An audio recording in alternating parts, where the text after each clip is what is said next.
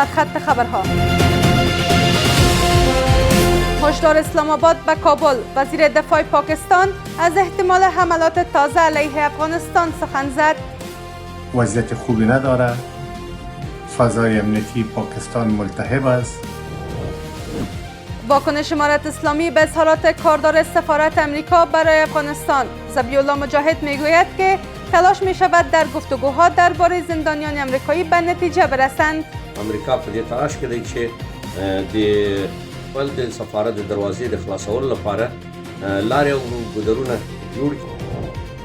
ادامه برگشت مهاجران افغان از کشورهای همسایه. روز گذشته بیش از 4000 مهاجر از ایران و پاکستان به کشور بازگشتند. و هشدار روسیه درباره پیامدهای حمله احتمالی امریکا به ایران.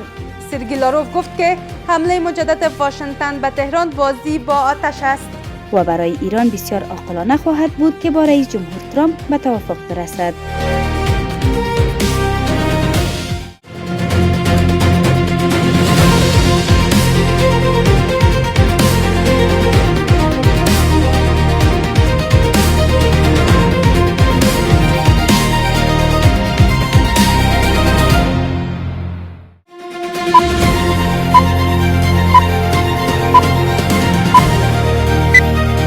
سلام، وقت شما بخیر. به مجموعه خبر این ساعت از میز خبر خوش آمدید. امروز پنجشنبه 30 دی 1404 هجری خورشیدی است که برابر میشد با 19 فبروری 2026 میلادی. مشروع خبرها. خواجه محمد آصف وزیر دفاع پاکستان هشدار داد که در صورت تامین نشدن صلح از سوی کابل، اسلام آباد ممکن است حملات تازه علیه افغانستان انجام دهد. او همچنین هند را بر راه اندازی جنگ نیابتی متهم کرد و گفت که احتمال درگیری نظامی میان پاکستان و هند همچنان پابرجاست. گزارش از نسترن امیری. خواجه محمد آصف وزیر دفاع پاکستان در گفتگو با یک رسانه فرانسوی بار دیگر هشدار داد که اسلام آباد می تواند حملات جدید علیه افغانستان انجام دهد مگر اینکه کابل صلح را تضمین کند. او هند را بر راه اندازی جنگ نیابتی متهم کرد و تاکید نمود که احتمال جنگ با هند هنوز وجود دارد. اگر پاکستان بالای افغانستان حمله میکنه، تنها افغانستان ضرر نمیبینه، پاکستان بیشتر ضرر میبینه و به دلیل ازی که اقتصاد پاکستان وضعیت خوبی نداره. فضای امنیتی پاکستان ملتهب است و از طرف دیگر مردم پاکستان خواهان از این نیست تا پاکستان با افغانستان در یک درگیری رویارویی مبادرت ورزد.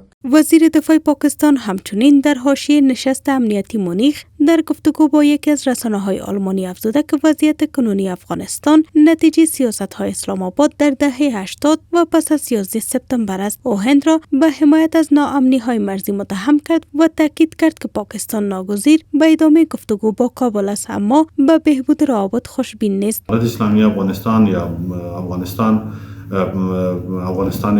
دهه 90 نیستند.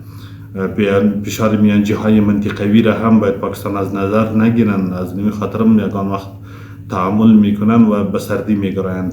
تفاوت لحن اونها واضح است که به نفع پاکستان نبوده و در همین دلیل است که همیشه ما شاهد چرخش لحن تهدید و پیشرفت بار میباشیم. همزمان با این، والی خیبر پختونخوا بر اهمیت گفتگوی سیاسی با کابل و تعامل رهبران برای حل چالش‌های داخلی و خارجی تاکید کرد. او صلح در افغانستان را برای منطقه حیاتی خواند و گسترش روابط و تجارت با همسایگان را کلید توسعه اقتصادی دانست. همچنین علمای دینی پاکستان در بلوچستان هشدار دادند که مداخلات خارجی به دنبال بی‌ثبات کردن پاکستان، افغانستان و ایران هستند و تاکید کردند که مشکلات باید از طریق گفتگو حل شود. پاکستان از طرف قدرت‌های بزرگ یک بار دیگر برنامه ناامنی افغانستان و منطقه را وظیفه گرفته.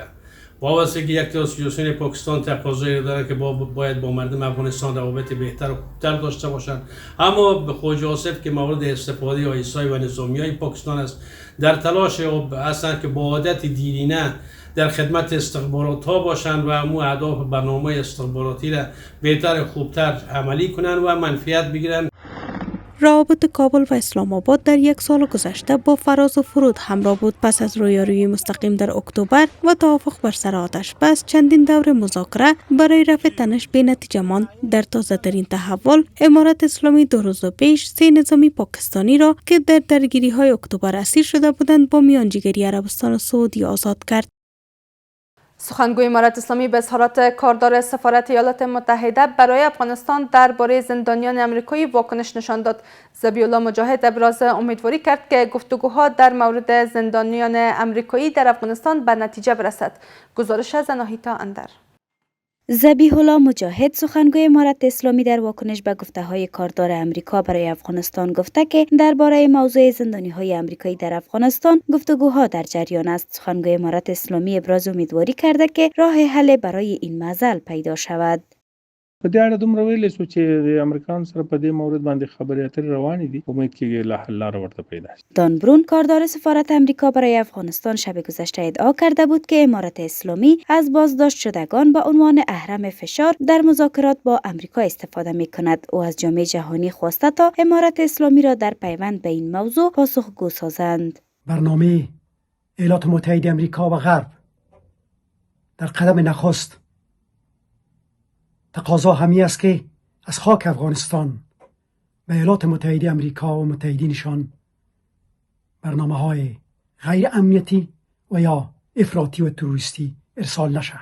در همین حال شمار از آگاهان سیاسی تاکید دارند که امارت اسلامی و امریکا باید از مسیرهای دیپلماتیک برای تقویت روابط استفاده کنند. آنان آزادسازی زندانیان دو طرف را یکی از گزینه‌های مهم در این معضل و گام مؤثر برای کاهش تنش‌ها می‌دانند. د امارت اسلامي او د امریکا ترمنځ چې د بندیانو د تبادله په هکله او په ضمن کې د امریکایي اتباع چې په افغانستان کې بندیان دي او د هغه د خلاصون لپاره پریکړه کوي، دا خپله د دواړو هیوادونو ترمنځ د راکړې ورکړې او د رسمیت پیژندنې او د دیپلوماتیکو لارو د هموارولو لپاره ډیره ګټوره تمامیږي. او زه ویلی سم امریکا په دې تلاش کې دی چې د خپل د سفارت د دروازې د خلاصولو لپاره لارې او ګودرونه جوړ کړي. این در حال است که چند روز پیش نیز وزارت امور خارجه امریکا بار دیگر خواستار آزادسازی شهروندان آمریکایی بازداشت شده در افغانستان شده بود. این وزارت همچنین اقدام امارت اسلامی را به عنوان آنچه دیپلماسی گروگانگیری خوانده مورد انتقاد قرار داد. در ادامه برگشت مهاجران افغان از کشورهای همسایه، حمدالله فطرت معاون سخنگوی امارت اسلامی میگوید که روز گذشته 4367 مهاجر افغان از ایران و پاکستان به کشور بازگشتند. فطرت در صفحه ایکس خود نوشته که در این مدت 6433 نفر به مناطق اصلی خود منتقل شده و به 1002 خانواده کمک نقدی ارائه شده است. و در خارج از کشور، پس از تشدید تنش‌های لفظی میان مقام‌های تهران و واشنگتن و تهدید آمریکایی‌ها به حمله به ایران، وزیر امور خارجه روسیه درباره پیامدهای حمله مجدد آمریکا به ایران هشدار داد. سرگئی لاروف گفت که حمله مجدد به ایران بازی با آتش است.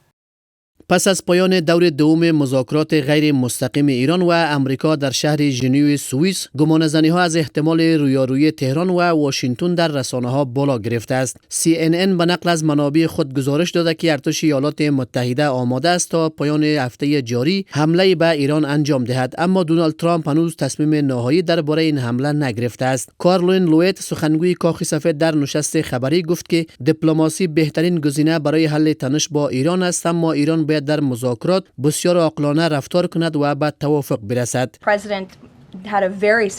ترامپ همیشه خیلی واضح گفته است که در رابطه با ایران یا هر کشوری در سراسر جهان دیپلماسی همیشه اولین گزینه اوست و برای ایران بسیار عاقلانه خواهد بود که با رئیس جمهور ترامپ به توافق برسد. پس از تشدید تنش‌ها و تهدیدهای لفظی مقام‌های آمریکایی علیه ایران، وزیر امور خارجه روسیه درباره پیامدهای حمله مجدد آمریکا به تهران هشدار داد. سرگئی لاوروف، وزیر خارجه روسیه، در گفتگوی با العربیه با اشاره به جنگ 12 روزه ایران و اسرائیل و دخالت آمریکا در این جنگ گفت که حمله مجدد به تهران بازی با آتش است.